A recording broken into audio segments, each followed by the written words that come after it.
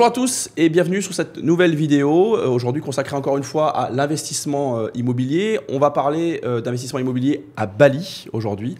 On est en compagnie de Mickaël. Alors pour ceux qui suivent ma chaîne, Mickaël, on l'a déjà reçu à 2 reprises. Une première fois pour parler d'une stratégie d'investissement immobilier propre à l'investissement immobilier en France, c'est la main-levée hypothécaire.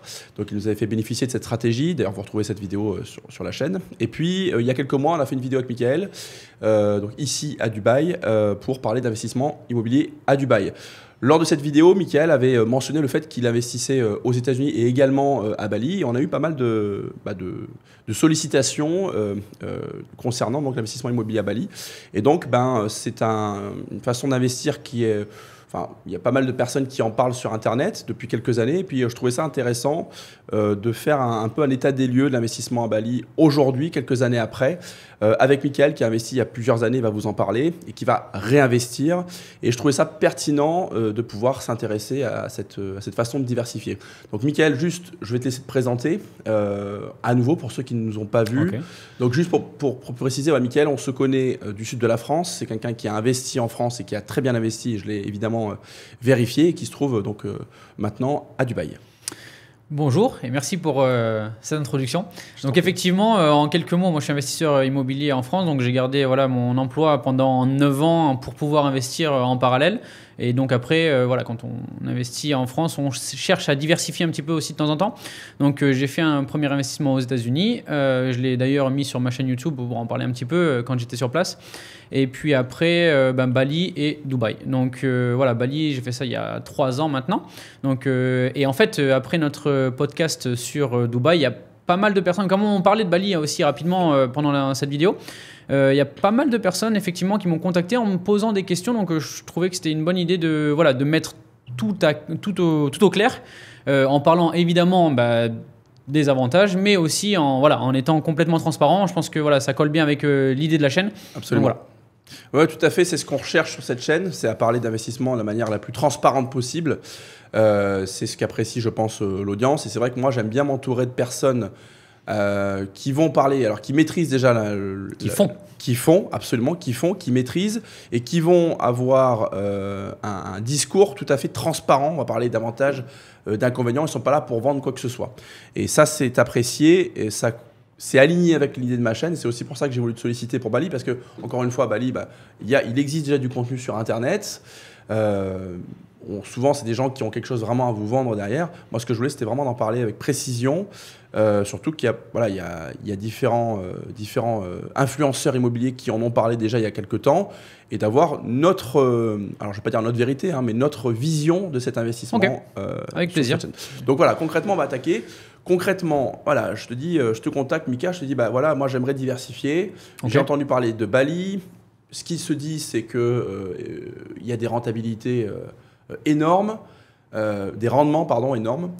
Des rendements, c'est important de le préciser. Il y a des rendements énormes. Demain, je veux investir à Bali. Comment ça se passe? Alors, moi, je vais vous parler de ce que j'ai fait. Et je vais vous parler aussi de ce que je vais faire aussi. Parce que j'ai déjà une première villa qui a été construite il y a 3 ans. Donc, en fait, ce qu'il faut bien comprendre, c'est que au moment où je l'ai fait, les conditions ont un petit peu changé, notamment par rapport au prix du terrain. Donc, il y a plusieurs emplacements à Bali. Donc, ça, c'est un des points assez importants. Moi, personnellement, j'ai choisi d'investir à Canggu. Je pourrais mettre une petite carte sur la vidéo. Comme ça, les gens pourront voir un petit peu les emplacements. Donc, il y a, on va dire, côté ouest, il y a Canggu au bord de mer. C'est là où je suis parce que, effectivement, moi, quand j'ai diversifié à Bali, c'était plus... Enfin, je ne recherchais pas seulement les chiffres. C'était aussi pour pouvoir en profiter avec moi en famille. Voilà, achat plaisir. / achat rentable, mais aussi pour se faire plaisir. Donc... il y a plusieurs zones. Il y a une zone qui va se développer un petit peu là dans le sud, à Uluwatu. Il y en a qui construisent beaucoup à Ubud aussi. Donc là, les terrains sont beaucoup moins chers. Mais il y a beaucoup de passages.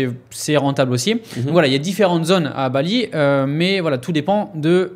Déjà, l'objectif. L'objectif initial. Pour comparer un petit peu, Canggu, c'est... il y a beaucoup de Russes, etc. maintenant, mais c'est un peu comme peut-être la Côte d'Azur. Quand on est à Ubud, c'est un peu plus région centre, quoi. C'est à 2 heures de transport, surtout qu'il y a beaucoup d'embouteillages à Bali. Ça, personne n'en parle, mais il y a énormément d'embouteillages. Donc ça peut vite être compliqué. Donc en gros, si on construit sa villa à Ubud, qui est un peu dans le centre...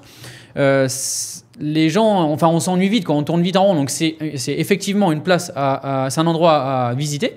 D'accord. Mais au bout de 2 jours, on s'ennuie, quoi. Donc, c'est l'endroit un peu rizière, temple, etc. Donc, c'est très joli, c'est très calme, mais il n'y a pas d'eau, il n'y a pas de vagues, il n'y a pas de voilà, pas de plage. Ouais. Donc, voilà, quand on va à Bali, c'est quand même une île et on veut aller au bord de mer, quoi. Donc, effectivement, voilà, il faut déjà définir sa zone, déjà. Et tu disais par rapport aux infrastructures, le fait par exemple donc d'avoir investi à Ubud, à un moment donné, il va falloir que ce soit les personnes qui louent l'appartement qu'on va mettre en location ou que ce soit nous qui allons dans cette maison, il va falloir donc utiliser des infrastructures. Et tu as dit que c'était peu développé ou en tout cas... alors ça, c'est pas seulement à Ubud, c'est de manière générale sur l'île. À Bali, comme il y a énormément de personnes, ça c'est, on va dire, un bel avantage de diversifier à Bali, c'est qu'il y a énormément de touristes et de tourisme qui se développe en fait, donc les gens viennent et continuent à venir, et Bali c'est devenu une marque en fait, donc il y a beaucoup de personnes qui viennent.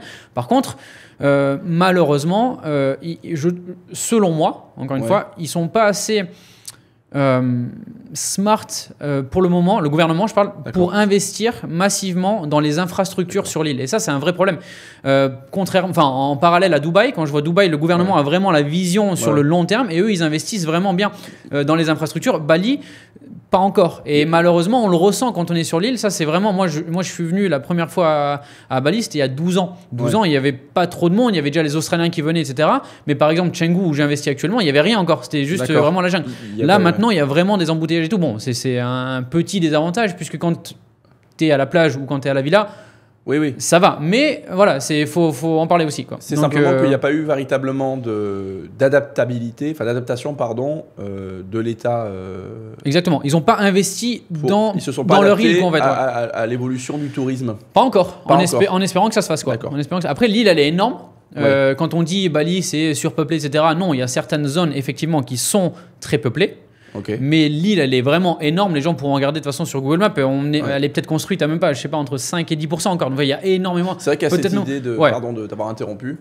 Il y a cette idée de saturation qui émerge parfois. Attention, c'est saturé, ça dépend peut-être de certains endroits. C'est certaines zones. Il y a certaines zones qui sont. Et du produit qu'on propose aussi. C'est toujours pareil. S'il y a de la demande, les gens continuent à venir, ça se loue, tant que ça se loue, ben voilà, ça fonctionne bien, quoi. Donc, voilà. Donc concrètement, dans un premier temps, il va falloir décider déjà de l'endroit où on va investir. C'est un petit peu la stratégie aussi, voilà. Par exemple, il faut être clair avec soi-même. Est-ce que vous voulez, par exemple, payer quelque chose, un terrain moins cher, être un peu plus éloigné et viser que de la location, parce qu'il y a beaucoup de passages à Ubud aussi, donc les gens y vont et la villa est rentable parce que le terrain coûte beaucoup moins cher, par exemple. Donc ça marche très bien, hein. Ou alors est-ce que vous voulez aussi en profiter vous-même, quitte à peut-être payer le terrain plus cher, pas forcément le prix total, ça dépend du développeur par qui on passe. Donc il y a des personnes par exemple qui construisent spécifiquement à Ubud, les terrains sont pas chers mais les constructions sont très chères. Moi personnellement je construis à Canggu, donc en moins cher, mais avec des terrains plus chers. Donc on s'y retrouve, voire on paye moins cher quand même au bord de mer. Donc moi personnellement, j'ai choisi de faire ma deuxième villa aussi. Donc j'ai déjà une première villa là-bas. Et je vais faire une deuxième villa aussi dans le même coin.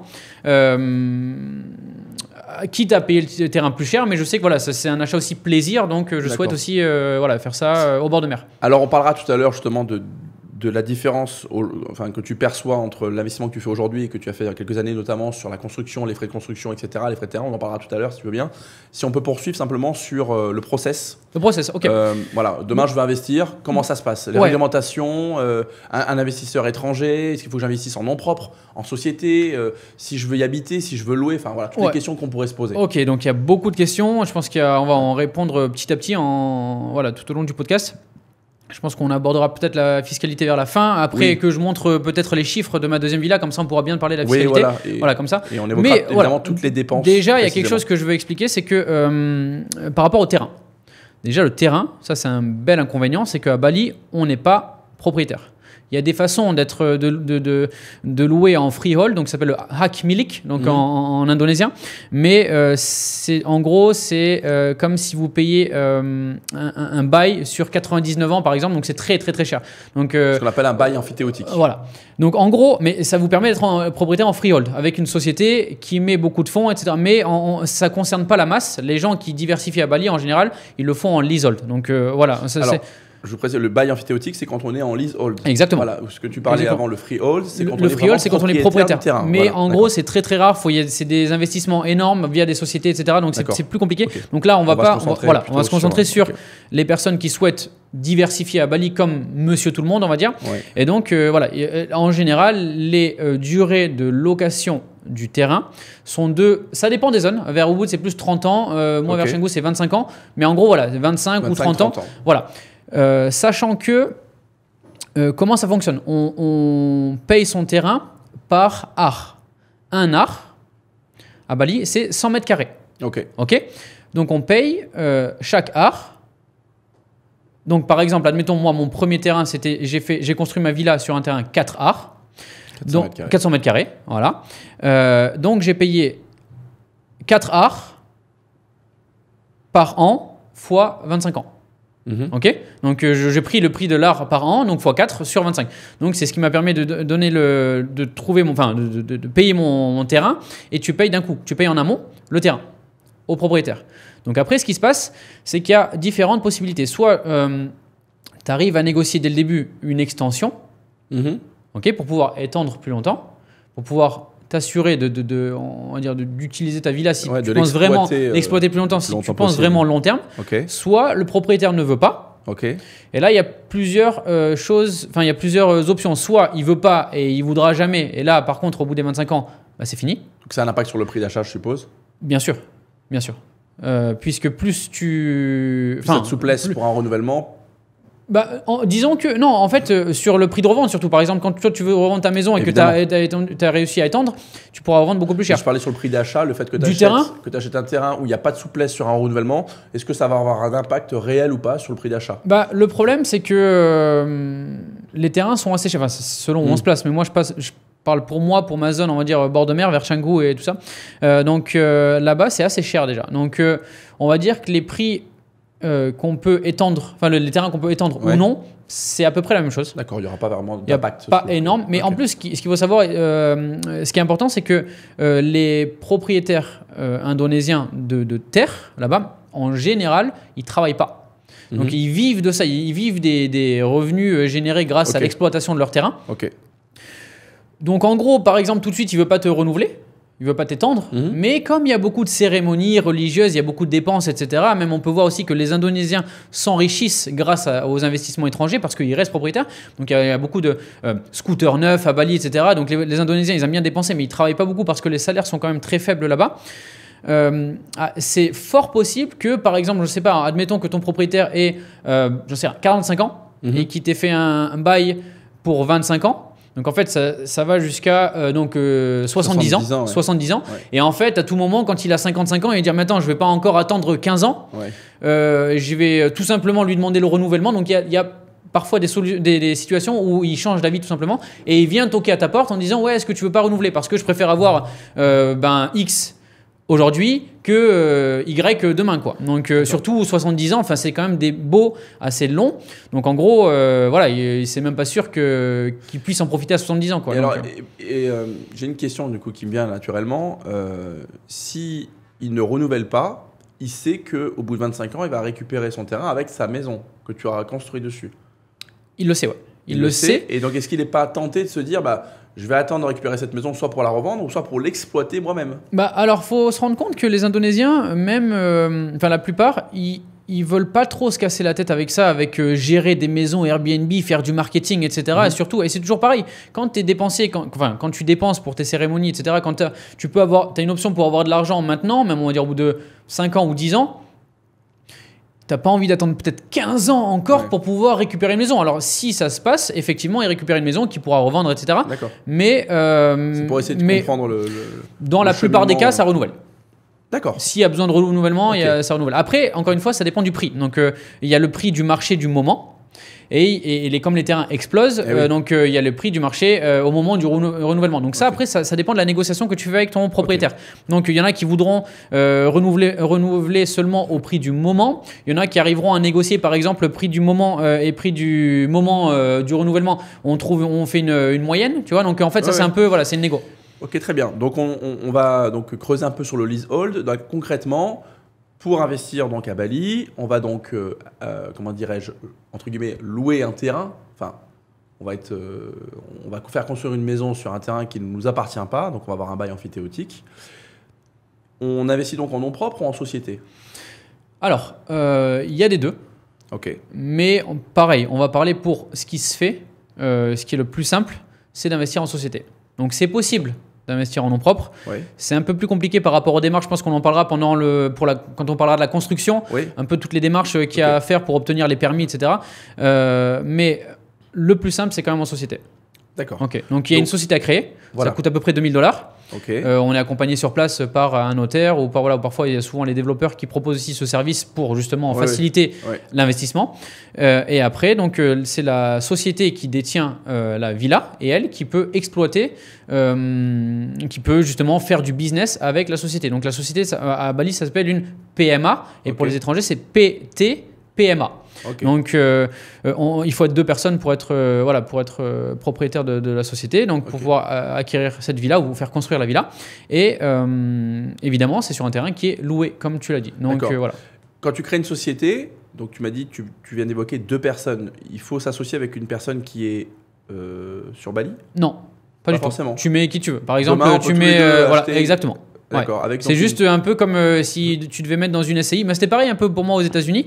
Quand j'ai créé ma LLC, il fallait une deuxième personne. Mais moi, j'avais mis mon frère et je crois qu'il ne le sait même pas. Enfin, peu importe en fait. Ouais, mais, donc demain, on peut tous les deux créer une PMA pour pouvoir investir. Exactement. Donc faire une construction. Correct. D'accord. Et ensuite, une fois qu'on a donc créé cette société, on a fait construire notre maison, et on reviendra sur la construction, en termes d'exploitation, est-ce qu'il y a des réglementations particulières pour que moi, demain, je publie ma maison à louer sur Booking? Ouais, alors, il y a plusieurs choses. Déjà, je pense qu'on reviendra pendant la construction des permis de construire, mais pour exploiter sa maison sur Bali, donc il faut avoir un Pondok Visata. Donc je mettrai le nom aussi sur le podcast, comme ça les gens pourront voir un peu comment ça s'écrit s'ils veulent rechercher, mais c'est un permis de louer. Okay. Donc voilà. Une petite particularité aussi sur les sociétés, c'est qu'on ne peut pas travailler pour sa société. Donc on crée une société, mais on ne peut pas travailler pour la société. Donc il faut déléguer. Tu peux diriger. Mais tu ne peux pas avoir d'activité. Ouais, exactement. C'est assez. C'est subtil. Le curseur, il est. C'est subtil. C'est subtil. D'accord. Tu peux diriger, tu peux prendre des décisions concernant le fonctionnement de la société, mais tu ne peux pas travailler pour ta société. Est-ce que le fait de communiquer sur un bien, c'est considéré comme du travail? Oui. Le fait de marketer, c'est considéré du travail. Donc il faudra déléguer tout ça. Il faudra déléguer. Mais de toute façon, je pense que, encore une fois, on va se concentrer sur la masse. Donc les personnes qui veulent diversifier à Bali, il y a très peu de personnes qui déménageront à Bali. Donc encore une fois, voilà, on va rester sur l'investisseur français ou francophone qui souhaite diversifier à Bali. Lui, quoi qu'il arrive, il sera obligé de déléguer. Donc voilà, c'était un petit point que je tenais à souligner, mais ça n'a pas d'importance sur le. Voilà. Ouais. Ok. Ok, donc du coup, pour donc exploiter, donc, il va falloir un permis que tu. Ouais, le Pondok Visata. Le Pondok Visata. Et ensuite, donc je suppose qu'on va tout déléguer donc à des sortes de conciergerie en fait. Ouais, des exactement. sociétés qui vont nous fournir donc le fait de communiquer sur ces biens pour les louer, le suivi des locations, l'entrée, la sortie, le ménage, tout ça va être intégralement délégué. Exactement. D'accord. Alors on parlera peut-être des commissions. Je pense que le mieux c'est quand je vous montrerai les photos et le tableau de rentabilité de ma deuxième villa que je souhaite construire. Comme ça, on pourra voir un petit peu tous les chiffres clés. J'ai tout noté. Comme ça, voilà, c'est 100% transparent. Ouais. J'ai tout mis les chiffres que ça me coûte à l'année. Ouais. Comme ça, voilà, on aura des chiffres concrets, quoi. Donc concrètement, voilà, je te dis, Mika, j'ai envie d'investir là-bas. Explique-moi comment on fait. Ok, donc je prends un bail amphithéotique sur un terrain. Je fais construire ma maison. Ensuite, je l'exploite donc avec le process dont tu m'as parlé. Il va falloir que je m'interroge, me dire attends, moi je vais faire construire une maison sur un terrain qui ne m'appartient pas, donc in fine à la revente, je récupérerai rien, sauf si j'arrive à revendre cette maison avec un bail amphithéotique sur lequel il reste plusieurs années. Ouais. Est-ce que ça se fait, ça, la revente? Alors il y a plusieurs stratégies. Ouais, il y a plusieurs stratégies à Bali. J'en définis 3 principales.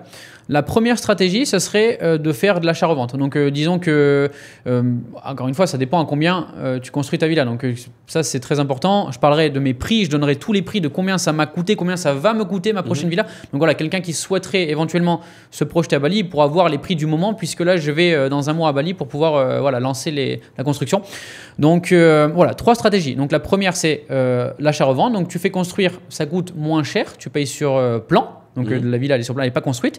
Et à la livraison, donc qui prend un an et demi, tu revends.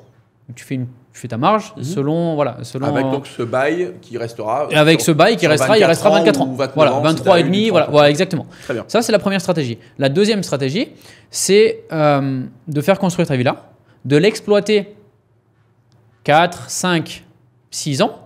Donc de revenir à break-even. Donc ça veut dire de récupérer ta mise de départ. Parce que Mickaël est bilingue. Break-even. De récupérer ta mise de départ. Ouais. Et de revendre. Donc en gros, tu récupères les fonds que tu as mis, tu récupères ton investissement. En 6 ans, ça s'amortit à peu près maximum. Ouais, okay. Et tu récupères tes fonds à la revente. Et puis tu peux revendre ta villa. Un peu plus cher. Donc un peu plus cher, oui, effectivement, parce que donc, non seulement elle a pris de la valeur puisqu'elle est construite, deuxièmement, tu as des chiffres à l'appui donc pour la rentabilité. Tu vends des bilans, etc. Voilà, tu vends des bilans, etc. Le désavantage, c'est que le terrain, il restera un peu moins de temps. Oui. Par contre, ce qui se passe souvent, c'est qu'au moment de construction, vu que les terrains montent d'année en année, la parcelle vaudra plus quoi qu'il arrive parce que les prix auront augmenté. Donc ça ne va pas monter à l'infini, mais jusqu'à présent, c'est comme ça qu'elle fonctionne. Donc là, c'est la deuxième option, donc d'exploiter et de revendre. Après, donc récupérer encore une belle plus-value et pour réinvestir potentiellement. Et la troisième solution, c'est de tout simplement investir, de vouloir se générer des revenus passifs, donc en déléguant tout, en la laissant, on va dire, être exploité jusqu'à la fin du lease. Et voilà, et à la fin, soit on arrive à étendre, soit pas, mais bon, dans 25 ans, on aura le temps de trouver une solution. Et l'idée, évidemment, c'est de se dire, si tu considères qu'il faut 5-6 ans pour être à l'équilibre. L'idée, c'est de se dire, les 15-20 années suivantes, ça va être du cash pour moi. Alors, on parlera des frais, parce que je suppose qu'il y a des frais d'entretien. Puisqu'on est dans une zone assez humide, mais bon, donc là, on sera plutôt sur un investissement long terme en se disant, ça va me générer du cash chaque mois. Est-ce que tu veux qu'on parle maintenant de la façon dont on va pouvoir utiliser ce cash pour cette stratégie-là? Comment je vais récupérer cet argent si je reste sur l'île, si je veux rapatrier les fonds? Est-ce que tu veux qu'on en parle plus tard? Je pense que quand on parlera fiscalité, donc j'expliquerai exactement tout, on pourra parler de sortir l'argent. Comment je retouche mon argent? Ouais, là si tu veux, je peux te donner un petit peu les inconvénients que moi j'ai vus avec mon investissement, mais d'abord peut-être que ça peut intéresser les personnes qui regardent. Moi je propose qu'on fasse une petite pause, que je nous retrouve à Bali directement. On va à Bali. Et je vous fais le tour de ma villa. À tout de suite. Bonjour à tous et bienvenue à Bali. Allez, venez avec moi, je vais vous montrer la villa. Alors là, il y a directement l'espace ouvert, l'espace salon. Donc avec le canapé encastré, avec le salon encastré, avec l'espace télé pour se détendre un petit peu en fin de journée, avec le plafond haut. Après, il y a la table à manger pour une dizaine de personnes pour que ce soit convivial, avec évidemment la vue sur la piscine et sur la verdure. Là, c'est le côté cuisine, avec l'îlot central, avec l'espace pour cuisiner, bien que quand les personnes viennent à Bali, elles ne cuisinent pas trop, mais bon. Le toilette invité et l'espace rangement là-bas à l'arrière. Allez, venez avec moi maintenant, je vais vous montrer les chambres. Donc quand on avance comme ça au bord de la piscine, on voit qu'il y a une petite zone un peu plutôt pour les enfants qui n'est pas très profonde. Et après, la piscine, elle est de plus en plus profonde tout le long. Donc dans cette villa, on a 4 chambres. Donc il y a 2 chambres sur les côtés et 2 chambres au bout. Les 4 chambres sont similaires, donc je vais vous en montrer qu'une. Allez, venez avec moi.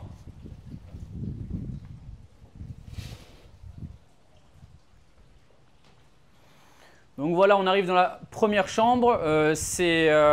Les 4 chambres font à peu près la même taille. Elles ont toutes un dressing avec un lit double, une télé et un espace bureau et évidemment une salle de bain privative. Allez, je vais vous montrer la salle de bain.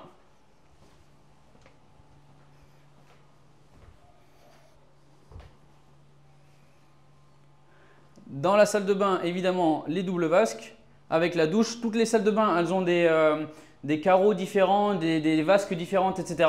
Il y a aussi évidemment une baignoire dans chaque salle de bain avec le ciel ouvert, mais je vous en dirai un peu plus dans la suite de la vidéo. Pour moi, c'était une petite erreur. Mais allez, c'est parti. On continue à l'extérieur.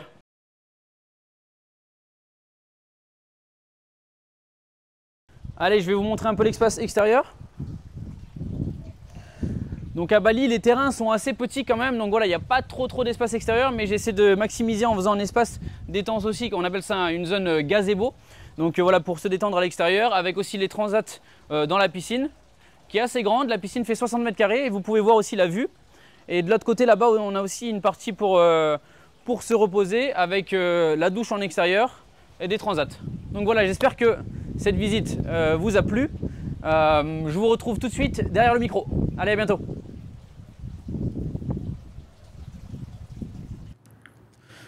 Merci pour cette visite. Bravo pour ton investissement d'ailleurs. Merci, j'espère que ça vous a plu. Écoute, oui, c'est très bien. Donc maintenant qu'on a vu voilà, un petit peu comment ça se passait, le type de maison sur lesquelles tu avais pu investir, effectivement, on va mettre les pieds dans le plat, on va parler des inconvénients. Et c'est ça que j'apprécie d'ailleurs chez toi, c'est que je sais que tu vas être transparent. On va parler donc des inconvénients parce que, effectivement, hormis le fait qu'on investit dans un terrain qui ne nous appartient pas, qu'on fait construire une maison sur un terrain qui ne nous appartient pas, il y a a priori des inconvénients liés notamment aux réglementations et également des inconvénients liés au financement. Est-ce que tu peux nous en parler, enfin au financement? Est-ce que c'est un inconvénient probablement par rapport à ce qu'on peut faire en France pour un investisseur français qui peut investir avec de l'effet bancaire? Alors, comment ça se passe concrètement à Bali? Donc concrètement, déjà, je vais faire ça en 2 étapes. Je vais parler déjà de mes erreurs sur ma villa, parce que vous avez vu, la villa, elle est très belle. Mais j'ai fait des erreurs. Donc la première erreur notable que je peux souligner, c'est que j'ai voulu faire un petit peu ça donc Instagrammable. Donc ça, c'est voilà, un avantage pour pouvoir la louer régulièrement. Mais par exemple, comme vous avez vu sur la vidéo, les salles de bain, elles sont à ciel ouvert. Donc ça, moustiques, les petits lézards, les trucs comme ça rentre. Même l'autre fois, j'ai eu sur Airbnb un serpent qui est rentré. Donc voilà, c'est Bali, c'est la nature, c'est la jungle, etc. Donc voilà, j'ai un serpent qui est rentré. Et le guest Airbnb est venu, il a trouvé le serpent, commentaire 1 étoile.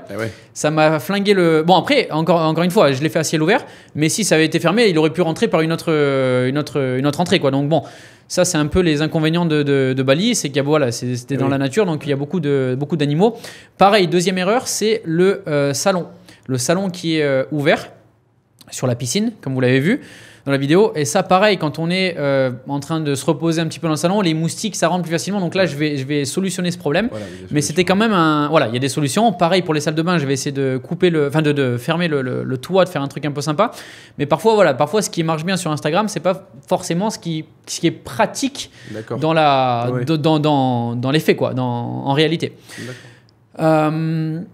Grosse erreur aussi, ça c'est ma 3e grosse erreur, c'est que quand j'ai décidé d'investir, je suis pas passé, en fait j'ai pas investi dans une copropriété, en fait j'ai investi sur un terrain simple en fait l'inconvénient de ça, c'est que quand on investit par un développeur qui crée une copropriété, en fait avec plusieurs villas, on va dire un ensemble de villas, il construit tout en même temps.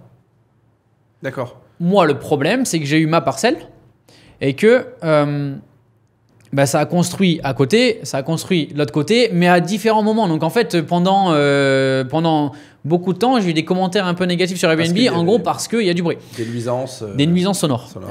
Dernière chose aussi, bon ça c'était une erreur, mais bon je pouvais pas trop je pouvais anticiper, mais voilà. Devant, j'avais une vue jungle magnifique. Et là, comme vous avez vu sur la vidéo, j'ai mis des plantes. Pourquoi? Parce que quelqu'un est venu construire devant moi, en fait. Et le problème, c'était possible à l'époque d'acheter le terrain. J'aurais pu acheter le terrain pour garder le terrain devant. Mais bon, il fallait sortir des fonds en plus. Mais moi, quand j'ai investi, le terrain était vraiment pas cher. Donc en fait, et puis il était très en pente. Et donc, je me suis dit, bon, il n'y aura personne qui va aller construire dans ce trou. Et au final, comme ça construit énormément, il y a quelqu'un qui est venu devant moi. Et donc, ça, c'était un peu embêtant, franchement. Donc, j'ai encore la vue jungle, mais j'ai dû mettre des plantes pour pas avoir la vue sur les toits de la ville en vain. Donc, ça, c'était une belle erreur de ma part. Alors, après, je précise, et c'est très bien que Mika nous dévoile ses erreurs, et c'est valable aussi quand on investit en France, c'est en faisant des erreurs aussi. Alors, si on peut éviter, c'est sûr que c'est bien, mais c'est généralement dans des erreurs qu'on prend de l'expérience et qu'on apprend. Et qu'on développe vraiment son parcours d'investisseur.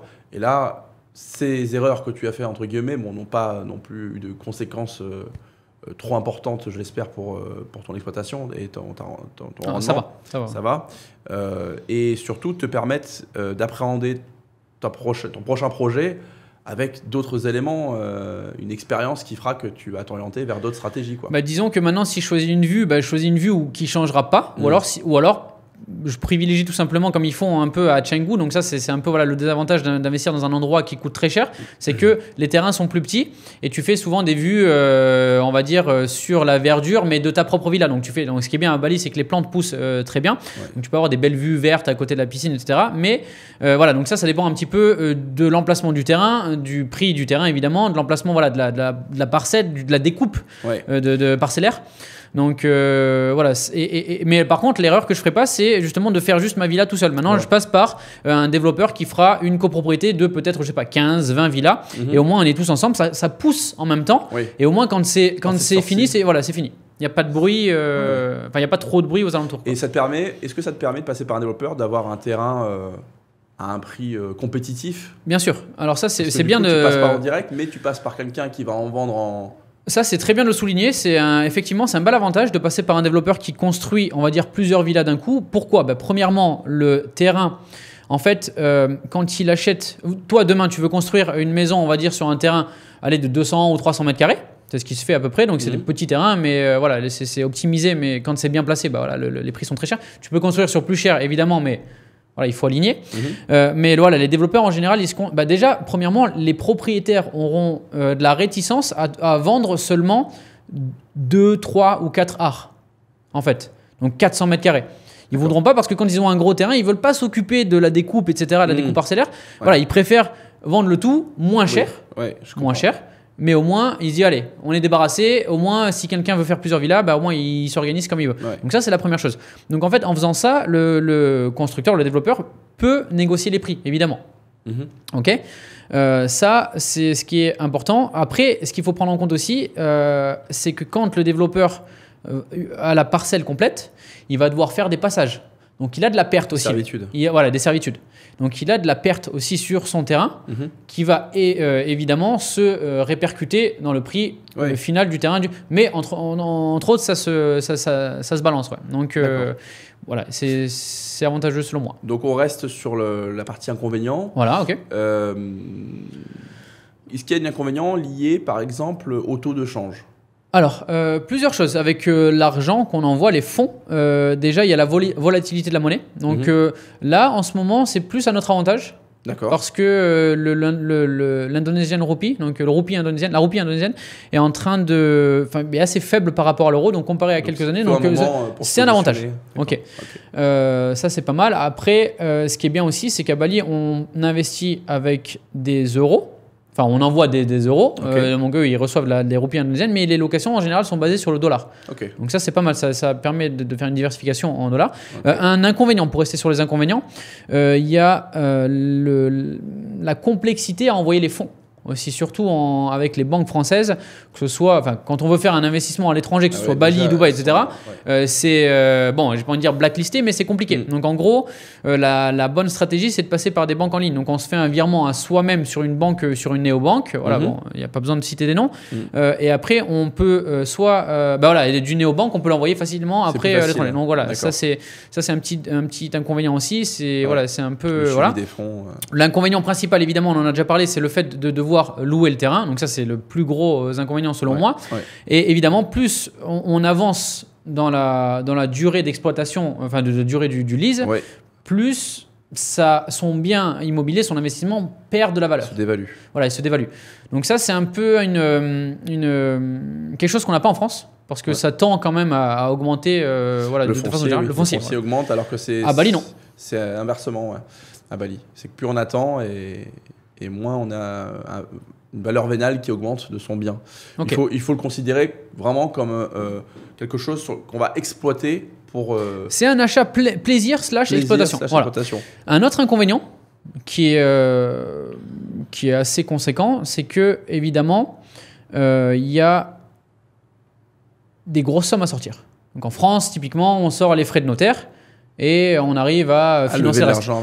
Là-bas, c'est pas possible.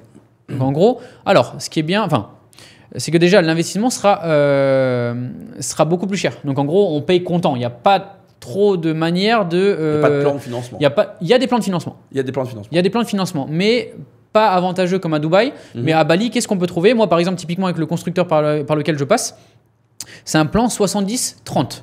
Donc il y a 70% à payer pendant la construction et 30% après la remise des clés étalées. Donc on peut utiliser la location, donc les rentes, les revenus générés grâce à l'exploitation de la villa pour payer les 30% restants.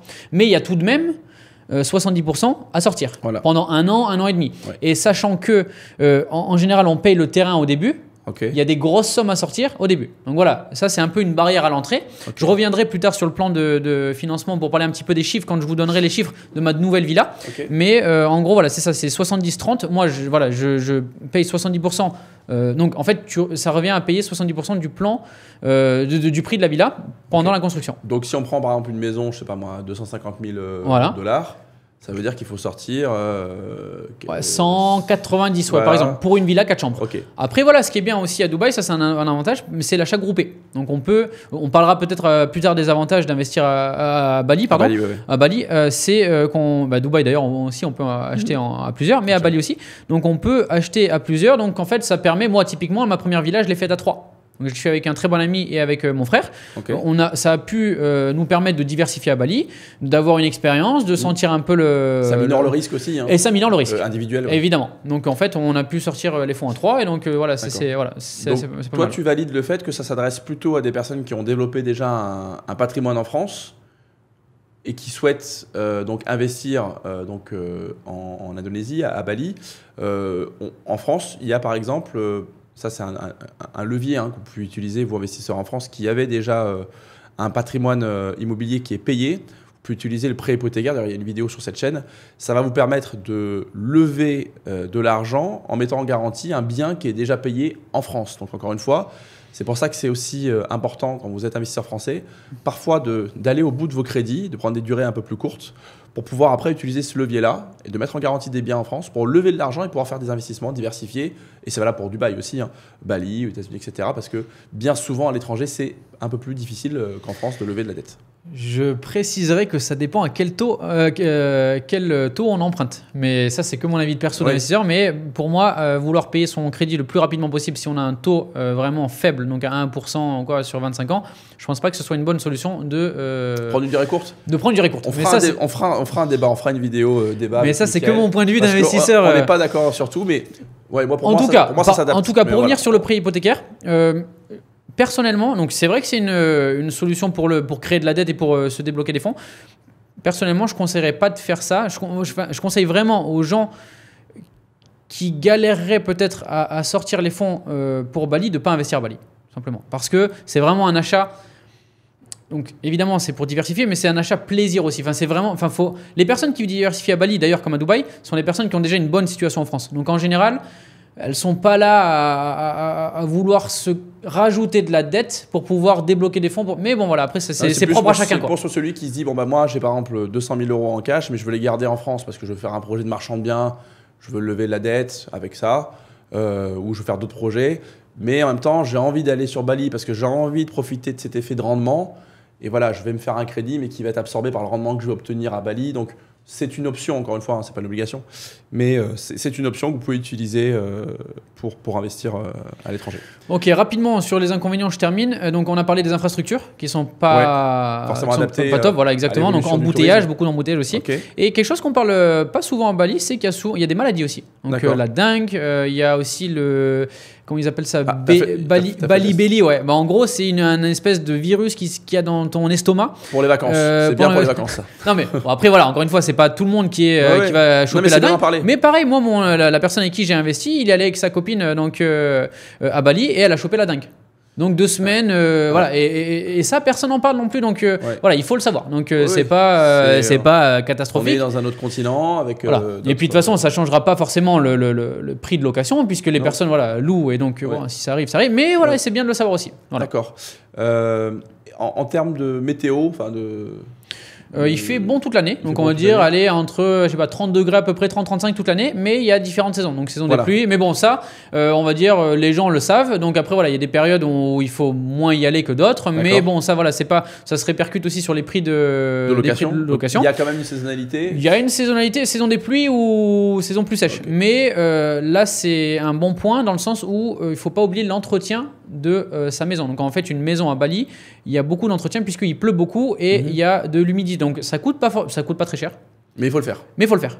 Parce que sinon on peut vite voir des villas qui se détériorent et puis évidemment on loue moins et ça se retrouve sur tes revenus, quoi. Et par rapport à la saisonnalité, qui a priori n'est pas non plus hyper évidente en termes de remplissage, c'est ce que je voulais dire. Est-ce qu'il y a des périodes où tu vas beaucoup plus louer, ou alors est-ce que, vu que tu es dans une position assez centrale, entendons-nous, par rapport à l'Australie, par rapport à d'autres grandes villes qui auraient autour, est-ce qu'on arrive toujours à avoir des taux de remplissage élevés parce que là, il y a les Français qui sont en vacances, là, les Européens, là, il y a les Australiens, là, il y a les... ça se loue énormément. En fait, tout simplement, c'est comme un peu peut-être en France, je dirais peut-être sur la Côte d'Azur, tu casses les prix, t'es loué. Donc là, à Bali, c'est pareil, tu as différentes saisons. Reste sur la Côte d'Azur, il y a quand même une période entre le mois d'avril et le mois d'octobre. Ok, donc à Paris, à Paris, par exemple. Voilà. À Paris, est-ce que tu as une saison plus propice? Pas forcément. Oui, peut-être l'été, mais bon, même l'hiver, ça marche. Bali, c'est pareil. Bali, d'ailleurs, c'est un des beaux avantages. Voilà. C'est que Bali, c'est une marque. Tout le monde connaît Bali. Bali, c'est comme Dubaï, donc les gens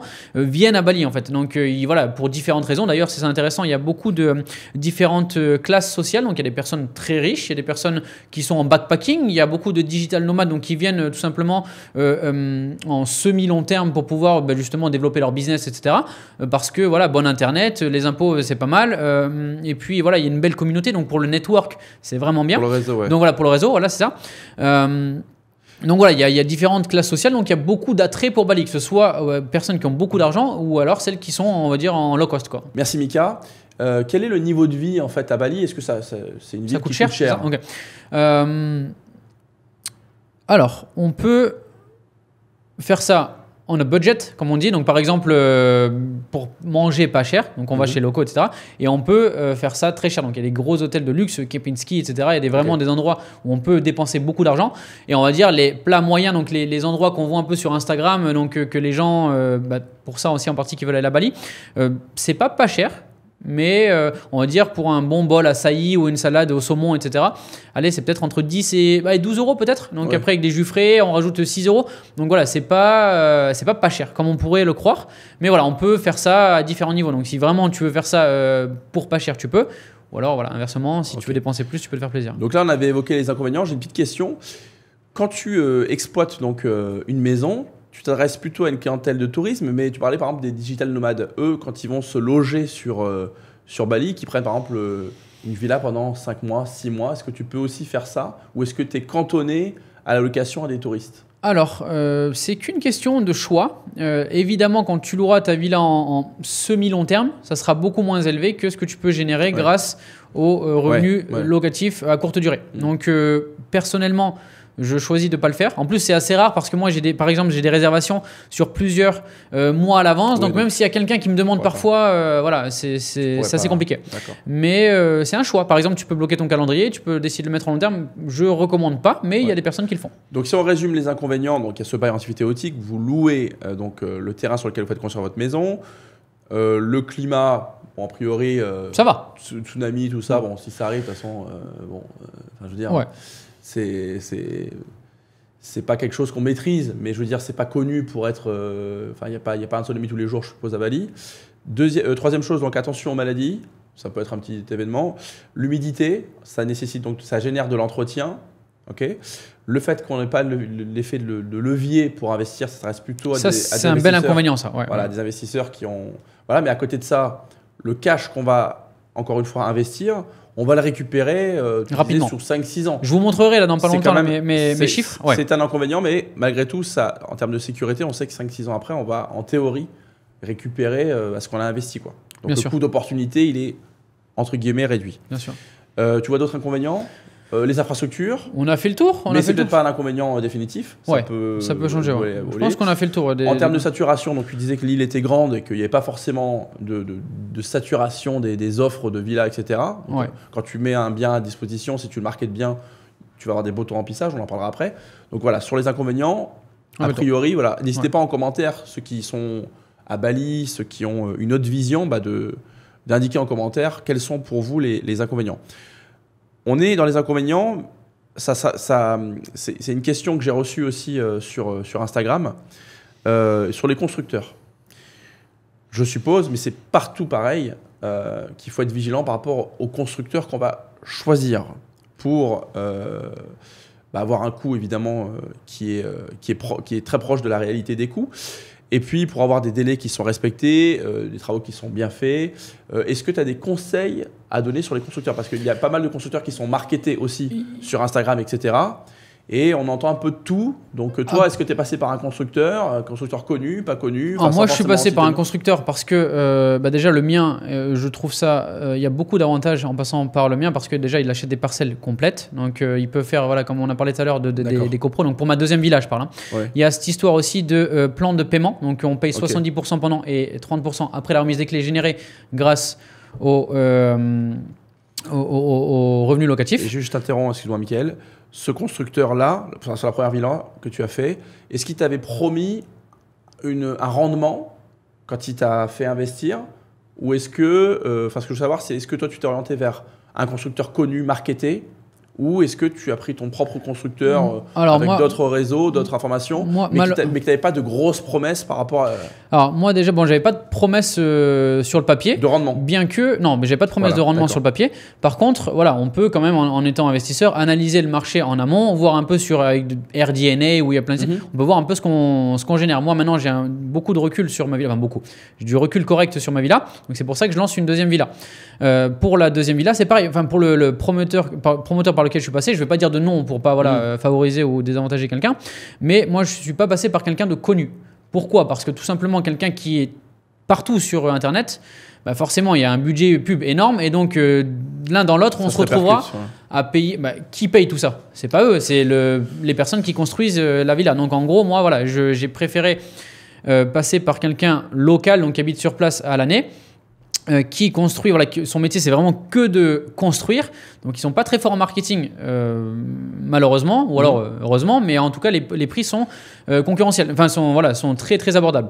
On parlera des prix quand je vous montrerai peut-être ma deuxième villa, mais voilà, moi je pense que les personnes qui font le buzz un peu sur internet, ils vendent des villas très chères et malheureusement, alors je sais pas, je suis pas allé voir les chiffres, mais je pense pas que ce soit aussi rentable que ce qu'ils promettent sur le papier. D'accord, parce qu'effectivement, moi, depuis que je m'intéresse un petit peu à Bali, depuis que je sais que je vais faire cette vidéo avec toi, évidemment, j'ai des publicités sur Investir à Bali, sur mon compte Facebook, Instagram, etc.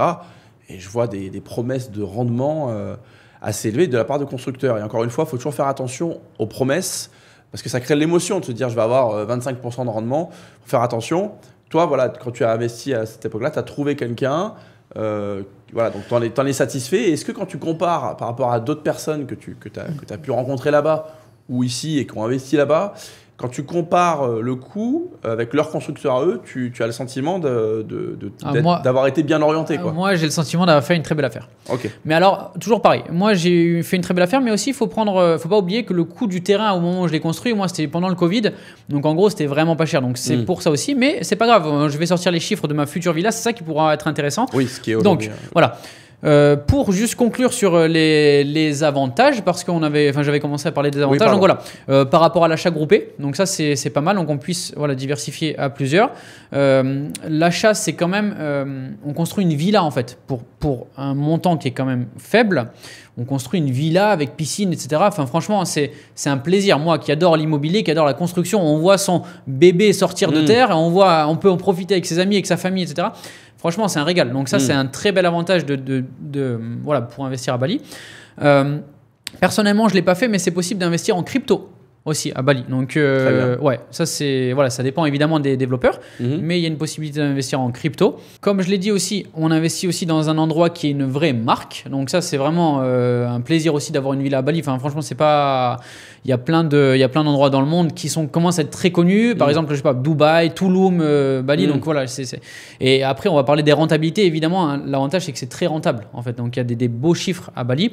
Et puis, je dirais le dernier avantage, c'est que selon selon par quel constructeur on passe, moi personnellement pour ma deuxième villa, je vais avoir une garantie. Donc ça c'est très rare à Bali, donc ça c'est bien qu'on en parle. Je vais avoir une garantie sur ma villa, donc de 5 ans, et là je suis en train de négocier pour avoir 10 ans. Pourquoi ? Parce que en fait, par rapport à la construction, la plupart des gens construisent juste, ils font des fondations et ils construisent.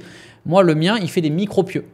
Donc ça c'est très bien. Je sais pas, je pense que tu sais de quoi je parle. Ah bah oui, en ce moment je suis en train de faire une maison dans le sud de la France avec 38 micropieux, donc je connais le micropieux. Et donc voilà, mon constructeur fait des micropieux, donc ça coûte un peu plus cher. Pour expliquer, qu'est-ce que c'est ? En gros, le micropieux va vous expliquer. Tu fais pas juste tes fondations, on va dire à 1 mètre dans le sol. Tu mets des pieux donc qui tiennent à la bonne terre, donc qui tiennent ta villa. Donc ta villa, en fait, le bon sol. Voilà, le bon sol. Ta villa, elle repose pas sur la terre à 1 mètre qui peut être argileuse ou glissante. Absolument. Parce qu'il y a des grosses pluies. Elle repose sur le bon sol. Donc en gros, même s'il n'y a pas de terre, ta villa, elle tient. Ça c'est fondamental. Ça c'est fondamental. Et c'est parce qu'ils font des micropieux qui peuvent mettre une garantie. Absolument. Ouais. Donc ça c'est vraiment un gros plus, ça pour toutes les personnes qui souhaitent. D'ailleurs si les personnes souhaitent rentrer en contact avec moi pour peut-être pour que tu les orientes, parce qu'on va pas donner les noms là parce qu'on va pas dire un tel il est bon, un tel est bon, on est lié à personne évidemment, mais voilà, si vous voulez avoir les contacts de Mika il vous les donnera. Mais ça c'est important. Alors est-ce que par contre ça a une répercussion sur le prix? Le fait que tu aies des micro-pieux et que du coup ça stabilise ta maison et ça garantisse sa pérennité dans le temps, est-ce que tu le payes du coup à l'achat? Tu sais quoi, c'est ce qu'on va faire. Je vais te montrer déjà, peut-être même, je vais te montrer avec mon téléphone là, les images. Je pourrais les mettre sur l'écran comme ça tout le monde peut voir. On les mettra au montage. Voilà, on les mettra et comme ça tu verras déjà les images de ma prochaine maison. Donc tiens, je te laisse défiler si tu veux. Comme ça, je les mettrai en gros sur l'écran. Et ça, c'est ta deuxième maison? C'est ma deuxième maison. Ouais. Ça, c'est les plans de la deuxième maison. Donc voilà, je te laisse regarder un petit peu. Donc en fait, très joli. Très joli, ouais. Très joli. Là par contre je suis allé trop loin, je suis sur un truc, il fallait pas que j'aille. non, très joli. Très joli. Et donc, vas-y. Donc en gros, je vais te montrer les chiffres. Regarde, je t'ai préparé un petit tableau. Et juste, pendant qu'on parle, pourquoi cette société de travaux, cette construction, pardon, s'est orientée vers des micropieux? Pourquoi? Parce qu'on commence à observer des maisons qui se fissurent dans certaines zones en raison de ces sols qui ne sont pas forcément de bons sols. Pourquoi il y a des constructeurs qui mettent des micropieux et d'autres qui n'en mettent pas? Tout simplement, je pense que quand on construit une maison, quand on est passionné par la construction, je pense que ça fait mal au cœur de prendre le risque de voir des fissures dans sa maison, etc. pour quelques micropieux, parce qu'au final, quand tu es constructeur, alors évidemment, ça coûte plus cher, mais ça coûte pas non plus, voilà, peut-être que je sais pas les prix, mais peut-être à Bali, avec le coût de la main-d'œuvre, peut-être qu'on parle de 10 000 $ de plus. Donc c'est pas cher payé pour pouvoir avoir une garantie. Et alors, quand on a une garantie, ça permet de vendre plus. Donc, c'est toute une stratégie, on va dire, très smart d'ailleurs, mais de pouvoir mettre une garantie sur les maisons et de pouvoir vendre plus. Tu n'as pas de retour particulier sur des maisons qui auraient été construites quand il y a eu cette hype il y a 4-5 ans avec cette mode sur YouTube des maisons là-bas, qui aujourd'hui commenceraient à présenter des fissures? Tu n'as pas de retour particulier? On entend des choses, mais alors. Pour essayer de comprendre pourquoi il y a des constructeurs qui disent nous, on va mettre des micropieux. C'est cette histoire de garantie, mais à mon avis, ils ont forcément des retours sur certaines maisons dans certaines villes, peut-être. Il y a des endroits qui fissurent. Moi, personnellement, je vais pas creuser à droite à gauche pour savoir où est-ce que ça fissure ou pas, mais en tout cas, j'ai entendu des histoires comme quoi il y a des maisons qui sont dans de mauvais état. Après, il pleut beaucoup, il peut y avoir des tremblements de terre, etc. Donc voilà, c'est toujours bien d'avoir des fondations solides. Mais bon, j'aimerais qu'on se concentre sur les chiffres. Donc voilà, ça c'est les deux options de financement pour ma deuxième villa. Donc on parle d'une villa 4 chambres. Comme je vous ai montré sur les photos, vous avez vu qu'il n'y a pas beaucoup de terrain. Donc il y a la piscine, il y a le jardin, un petit jardin, il y a une zone détente dehors et il y a la maison. La maison, elle est sur 2 étages. Contrairement à la première villa que je vous ai montré sur ce qui était de plein pied et ce qui était sur un terrain plus grand. Donc le prix est très compétitif. Donc voilà, je vous ai mis, je mettrai les tableaux en grand sur l'écran, comme ça les gens ils pourront voir de quoi on parle. Mais en gros, voilà, donc il y a une option de soit en paiement cash. Donc ça, c'est on paye toute la maison directement pendant la construction, ou soit on peut utiliser la deuxième option d'avoir avec le post handover payment plan. Donc quel accent? Ça veut dire le fait de pouvoir payer après la remise des clés. D'accord. Ok. Et on voit qu'elle revient beaucoup moins cher. Le seul problème, donc quand on paye cash, elle est à peu près à 225 000 €. Quand on est en post-handover payment plan, on est à 190 000 euros. Donc, elle est moins chère. Le seul problème, c'est qu'on n'a pas, on n'a pas de loyer pendant 2 ans. Ou alors, on se dégage un loyer très faible. Parce qu'on rembourse encore le développeur parce que la villa, elle est plus chère. Le coût total sera plus cher. OK ? OK. Parce que voilà, là, j'ai mis... C'est pour ça que le net ROI, donc le rendement, il est plus faible. Moi, ce que j'ai mis le rendement sur l'argent investi. Ouais. OK ? Donc, sur les fonds que vous devez sortir. Donc, en fait, j'ai pas mis le prix total de la villa, j'ai mis seulement les fonds investis. D'accord. OK ? Donc, l'argent qui va être payé grâce au loyer, je l'ai pas compté parce qu'on se dégage déjà un cash flow, mais on va dire qu'on est à 0 pendant 2 ans. D'accord. Et après, on arrive à avoir un retour plus fort. Oui, OK ? Retour sur investissement. Un retour sur investissement. Ouais, on n'est pas sur un taux de rendement interne, on n'est pas sur la rentabilité ou du rendement, on est sur un retour sur investissement. Exactement. Et donc, voilà, on peut voir un petit peu les chiffres. Donc, voilà, moi, j'ai mis les nuits en peak season, donc ce qui est voilà, l'été ou plus vers janvier, décembre, etc., fin d'année.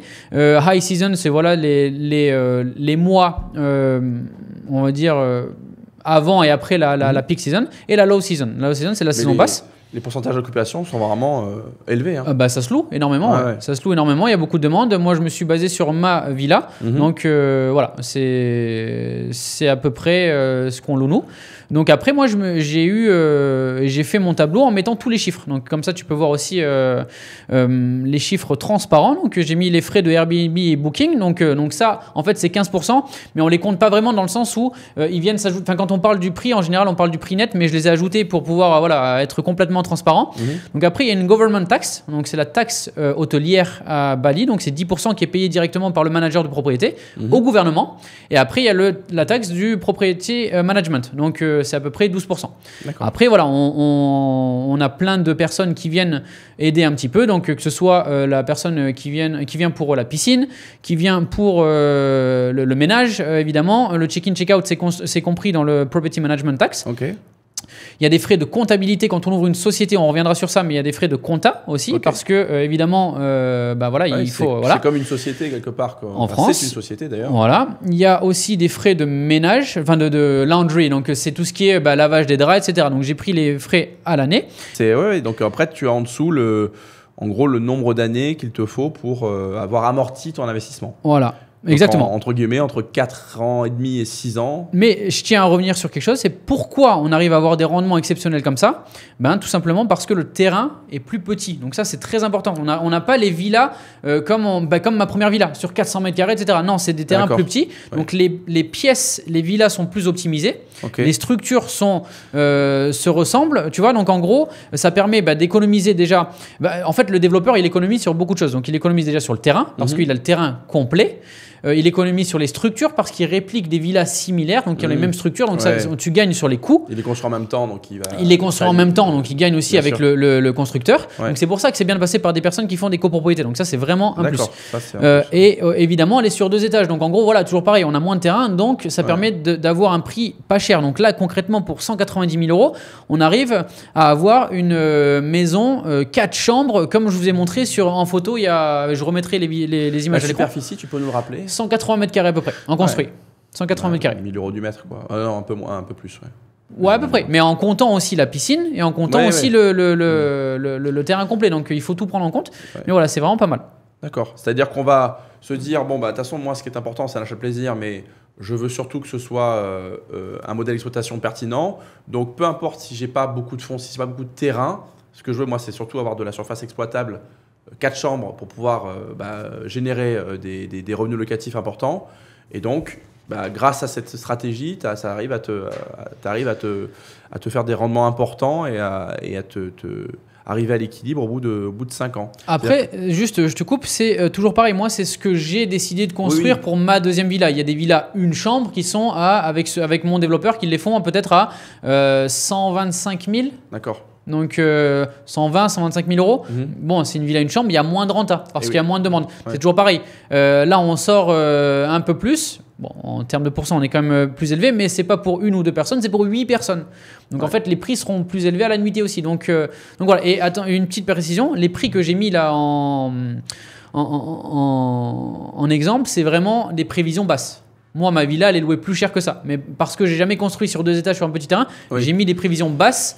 Mais à tout moment, ça va se louer pareil. C'est toujours pareil. Quand tu loues une villa, tu demandes le nombre de chambres, tu ne demandes pas de la taille des chambres. Est-ce qu'il y a une piscine? Oui ou non. La piscine, au final, tu ne demandes pas combien de mètres elle fait. Mais c'est sûr que là, c'est pas pour des gens qui vont y vivre à l'année, quoi. C'est pour un séjour.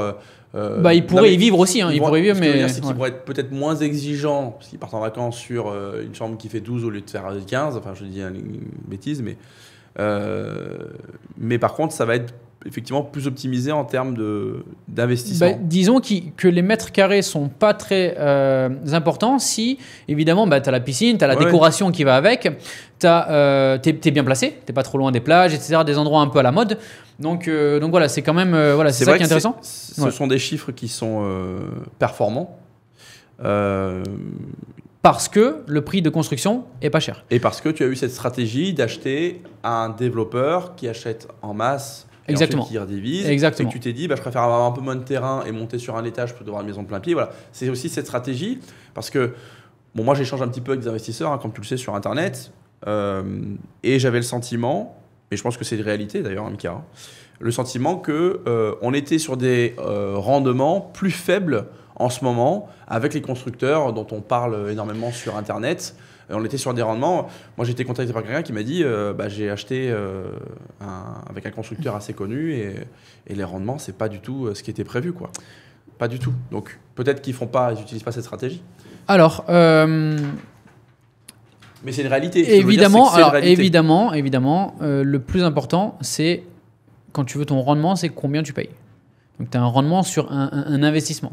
Donc, évidemment, quand tu as Villa 4 chambres, tu vas la payer 500 000 euros au lieu de la payer 190. Oui.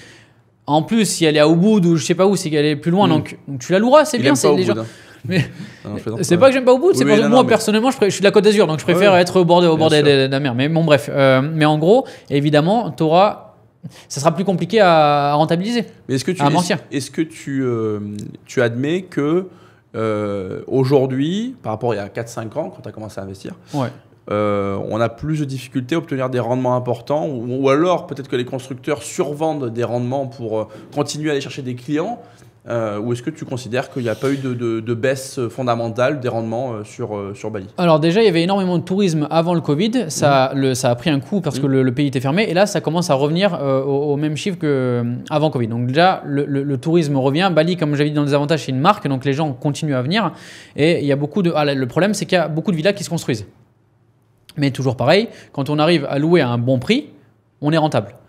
Maintenant, c'est toujours pareil. Quand tu construis ta maison et que tu la payes 2 fois le prix, c'est plus compliqué d'avoir ton rendement. Mais bon, après, c'est partout pareil. Demain, tu veux investir, j'en sais rien, tu veux investir sur la Côte d'Azur ou en France ou peu importe, tu payes ton mètre carré 2 fois plus cher. Quand le loyer, c'est le même, tu auras moins de rendement. Donc, c'est que des maths en fait. Bien sûr, mais on peut comprendre que quelqu'un qui est en France, Bali, c'est loin, même s'il a été une fois ou deux en vacances, il a un coup de cœur, il va investir là-bas.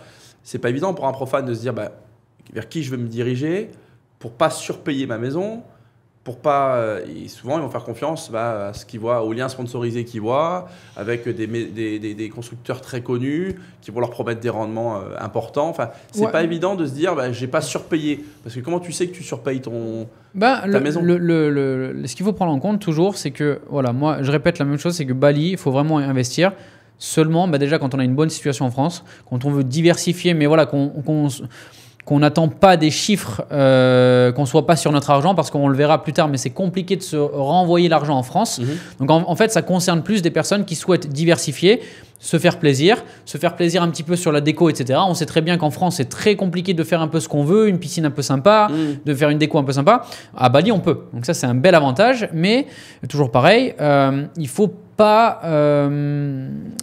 quand tu mises tout sur le rendement, je ne pense pas que ce soit la bonne solution. Bien sûr, mais tu peux admettre que la plupart de ce qui est mis en avant, en tout cas, ce qui fait une des forces de Bali, c'est regardez, en 5 ans, vous avez amorti votre maison, et puis les 20 ans derrière, c'est du cash pour vous. Donc il faut quand même prendre ça en compte. Mais c'est vrai, selon le prix d'achat. Si on fait bien les choses, c'est vrai, mais il faut bien comprendre que les personnes qui vont être intéressées par ce type d'investissement, c'est aussi des gens, tu l'as dit, il y a le plaisir, mais aussi ce côté...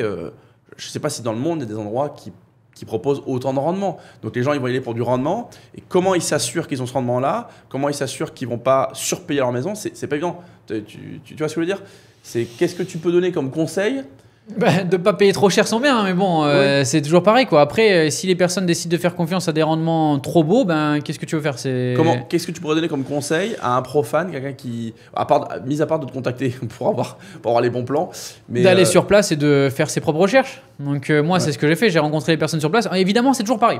Quelqu'un que tu vois partout sur les réseaux, il y a des gros budgets pub, il y a des gros budgets d'investissement. S'il parle français, ça rassure. On se dit, j'ai quelqu'un qui parle français là-bas, donc ça me rassure d'aller le voir. Moi, j'ai quelqu'un qui parle français sur place, par contre aussi. Donc ça, c'est bien aussi pour le suivi. On va parler de la construction, je pense, maintenant. Ouais. Mais pareil, pour le suivi de la construction, ça rassure aussi d'avoir des Français sur place. Donc ça, je le comprends.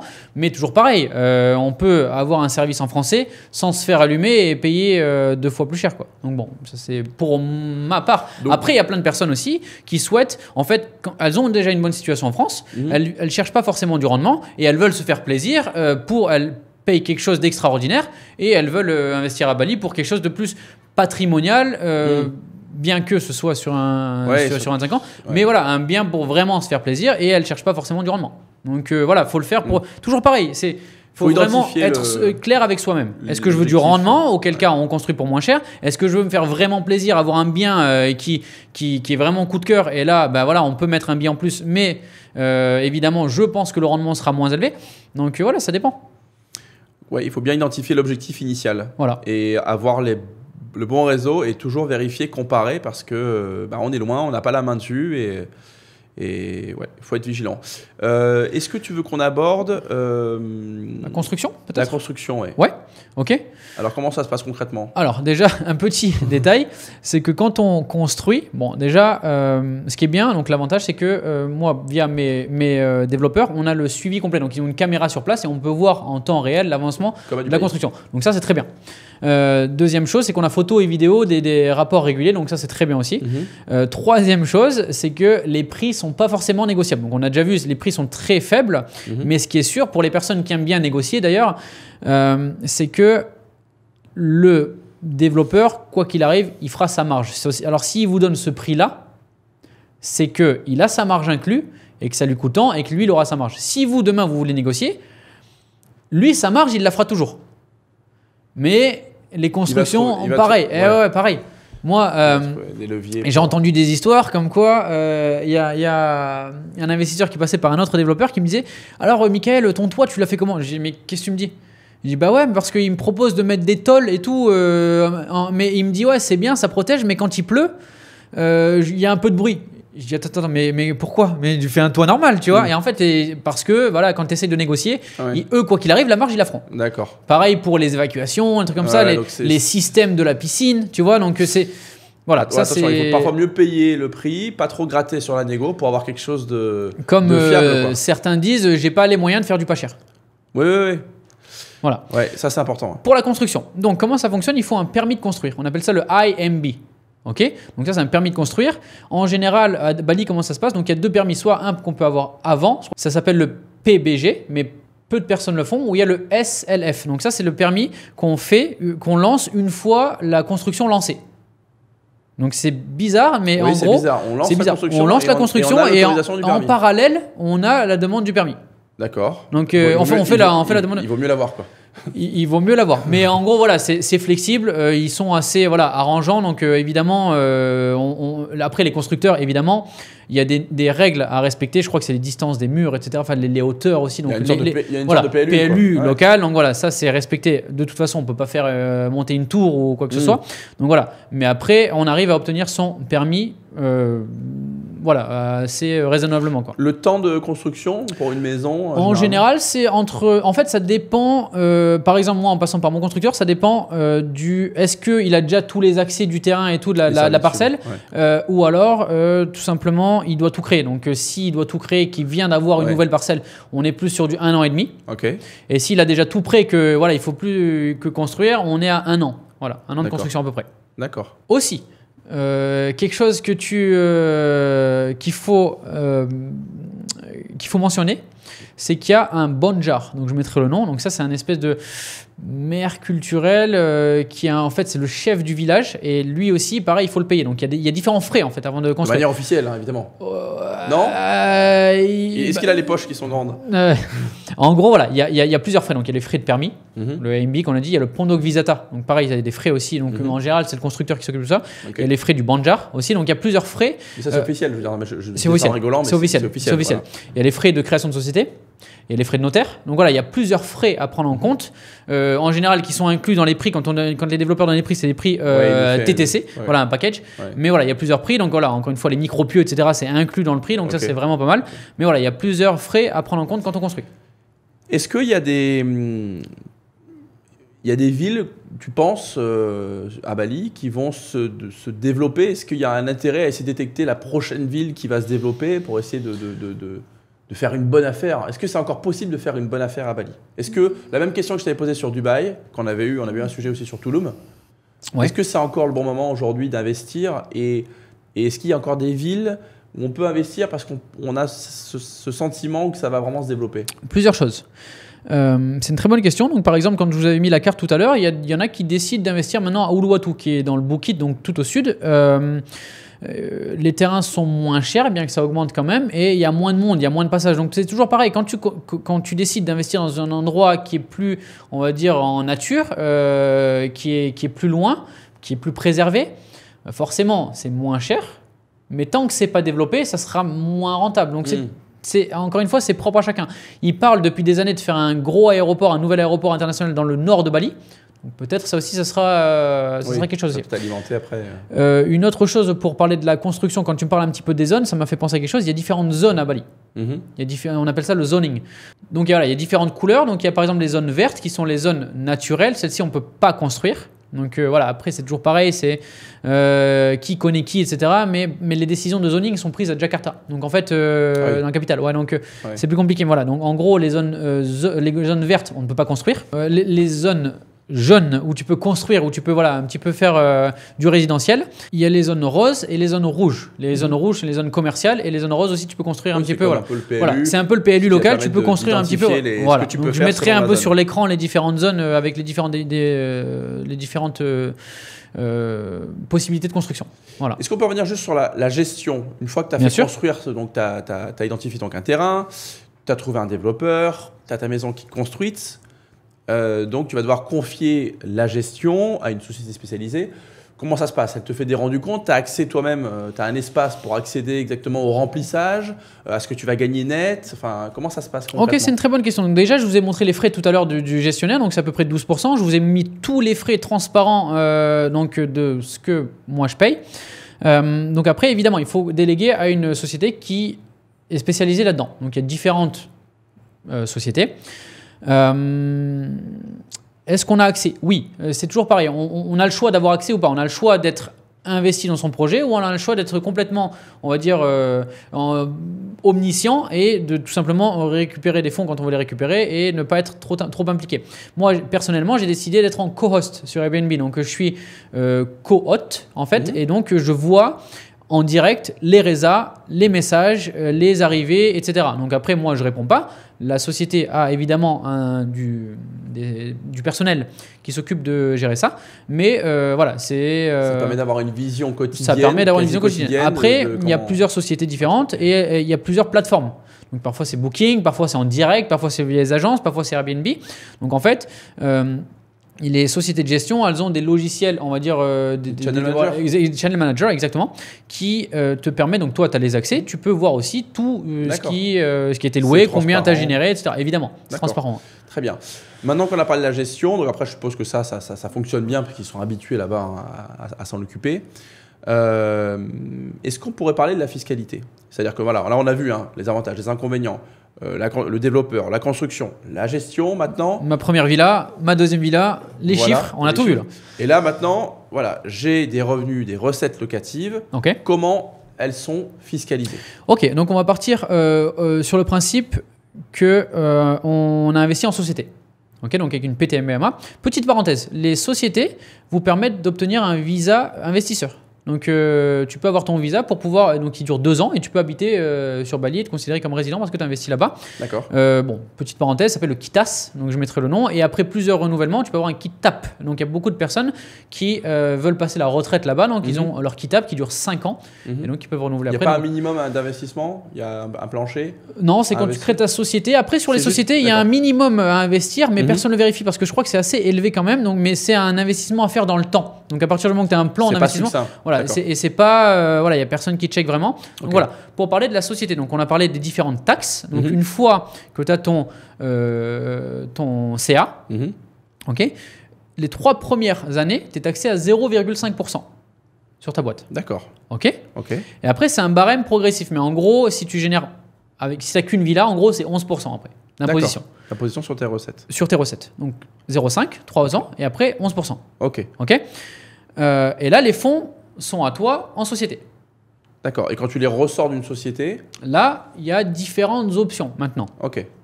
Soit tu décides d'aller à Bali, tu passes tout sur ta société, billets d'avion, resto, machin, tout. Tu vois. Et donc tu te crées des charges et tu vis avec ça, tu vis sur ta boîte, voilà, et tu laisses fructifier comme ça. Soit tu laisses tout sur la société, bon, tu peux faire un mix avec les premiers, et tu réinvestis à Bali. Quand tu réinvestis, tu n'es pas taxé. Parce que c'est du réinvestissement. Okay. Si tu veux des dividendes, là, c'est autre chose. Là, alors, il faut savoir qu'à Bali et avec la France, il y a une convention de non-double imposition. Qu'est-ce que ça veut dire? Ça veut dire que tu n'es pas imposé à Bali et en France. En fait, tu n'es pas imposé 2 fois la même somme. Mais en France, quand tu veux te sortir des dividendes, tu as une action à Apple, tu veux te sortir des dividendes, même la crypto, etc., 30%. Flat tax, 30%. À Bali, je crois que c'est 10 ou 15%, mais tu as ton impôt en France, pareil. Donc, tu n'es pas doublement imposé, donc tu n'as pas 30% en plus, mais tu as le reste à payer. Donc, tu auras 30%. Le cumul fait que de toute façon, tu as 30% à payer total. Dès que tu veux sortir des dividendes. Exactement. Ok. Donc, en fait, c'est pour ça que tout à l'heure, on revient sur le point que je disais, c'est que les gens qui investissent à Bali, il ne faut pas trop qu'ils attendent de se dégager des dividendes réguliers. Après, c'est toujours pareil. Il y a les faits, donc moi je te dis ce qu'il faut faire légalement et je te dis aussi ce qui se fait sur le terrain. Bah, les gens ils se sortent les fonds comme ça sans rien déclarer et voilà, c'est pas recommandé. Mais il y en a plein qui le font sans sortir, sans payer la flat tax. Mais voilà, pour être dans les clous, il faut payer sa flat tax quand on se sort ses dividendes. C'est pour ça que la stratégie intelligente à faire à Bali, c'est de réinvestir.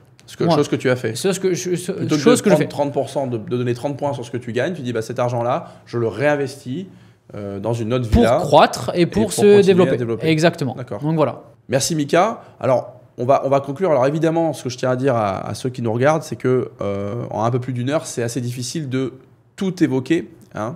N'hésitez pas en commentaire à poser vos questions. Mika ou moi, plutôt Mika, sur ce sujet-là, vous répondra. Nous, ce qu'on voulait, c'était vous donner un petit peu une vision, une photographie de l'évolution du marché à Bali, avec quelqu'un qui a investi là-bas il y a quelques années, qui va continuer à investir avec son deuxième projet de villa, et puis de comparer un petit peu cette diversification d'investissement avec ce qui se fait un peu à Dubaï et ce qu'on peut faire en France. Quels seraient les derniers conseils que tu aurais à donner à ceux qui nous écoutent?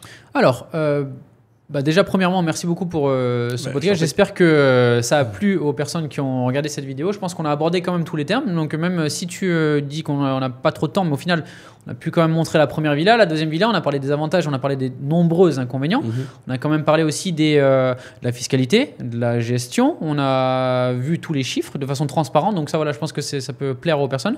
Pour parler de conseils, alors déjà, un conseil qui est important, c'est déjà de bien définir sa stratégie.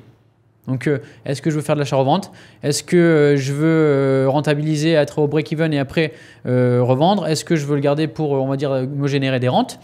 Est-ce que je veux acheter à plusieurs? Est-ce que je veux acheter avec un paiement après la remise des clés? Donc voilà, il faut bien mettre à plat ses finances, c'est ce qu'on peut faire. Ce qui est pas mal avec le paiement après la remise des clés, c'est que quelqu'un qui pourrait se payer une villa, par exemple 2 chambres tout de suite, grâce au plan de paiement après la remise des clés, il pourrait partir sur une 4 chambres. Donc évidemment, il n'aura pas ça 2 ans de loyer parce qu'il y a un paiement après la remise des clés, mais il pourra, après les 2 ans, avoir beaucoup plus de fonds générés tout en ayant sorti moins qu'une villa de chambre. Donc ça c'est important, voilà, de bien mettre en place les finances qu'on veut allouer à ce projet. Et la vision du projet, si on veut, là ça nécessite du coup un peu plus une vision long terme, puisqu'on recule le moment où on va percevoir l'argent. Un petit peu. 2 ans, quoi. Bon, c'est pas énorme, hein, mais effectivement de savoir un petit peu sur quelle durée on veut, quelle vision on a de la durée du positionnement sur ce type d'investissement. Autre chose concernant le développeur, toujours pareil, si on veut se faire vraiment très plaisir et se faire rêver vraiment et on veut construire une villa vraiment wow effect et qu'on n'a pas de limite de budget, ben, allez vers un promoteur cher. Par contre, n'attendez pas à avoir un retour incroyable, on sera plus à peut-être entre 7 et 12%, peut-être. Ouais. Et si vous voulez, on va dire que vous ne voulez pas faire des choses de fou, par exemple, moi, ma deuxième villa, elle est quand même modeste. Jolie quand même. Elle est très belle, mais modeste, avec une plus petite piscine, etc. Moi, je trouve que ça me colle, ça correspond bien avec ce que je recherche. Donc voilà, un investissement un peu plus, on va dire... un petit peu moins cher, un peu moins luxe, mais voilà, avec des bonnes rentas, avec un bon emplacement. Voilà. Donc moi, je choisis de passer par un développeur. Donc vous pouvez me contacter si vous voulez avoir les contacts de mon développeur qui prend une parcelle complète. Donc voilà, ça permet de limiter aussi les coûts. Et puis, comme je vous l'ai dit, il réplique les mêmes structures. Donc les villas sont différentes à l'intérieur, les décorations peuvent être changées, mais les structures sont majoritairement les mêmes, donc les mêmes. Mais c'est pour ça qu'on... Des prix plus intéressants, du coup. Dernièrement, assurer votre villa, ça coûte pas très cher. Il y a pas mal d'assurances. Je crois qu'il y a Allianz, Zurich, etc. Il y a pas mal. Ça, c'est voilà, il faut l'assurer. Ça coûte en 2 nuits par an en fait, mais assuré quoi, parce qu'il y en a plein qui le font pas. Et c'est important d'assurer sa villa. Ok. Merci Mika pour cet échange. Merci VDV. Je pense que je te ressolliciterai pour évoquer les États-Unis. Avec plaisir. Parce qu'effectivement, on essaie de faire des hors-séries un peu sur cette chaîne de formation gratuite qui, je le rappelle, dispense des formations gratuites. Et on essaie de s'intéresser à d'autres façons d'investir. Il y a d'autres qui en parlent. Et puis nous, on essaie d'en parler avec notre vision, notre transparence. Et on espère effectivement que cette vidéo vous aura plu. N'hésitez pas encore une fois à poser vos questions parce qu'effectivement, c'est un sujet qui est vaste et Mika, évidemment, se tiendra à votre disposition pour répondre en moins de 4 minutes. Hein. C'est la promesse. Voilà. En tout cas, merci à tous pour votre soutien et votre fidélité. Merci Mika de nous avoir reçus et de nous avoir donné, de nous avoir dispensé tous ces conseils. Merci pour ton temps et puis à bientôt. À bientôt. Au revoir. Au revoir.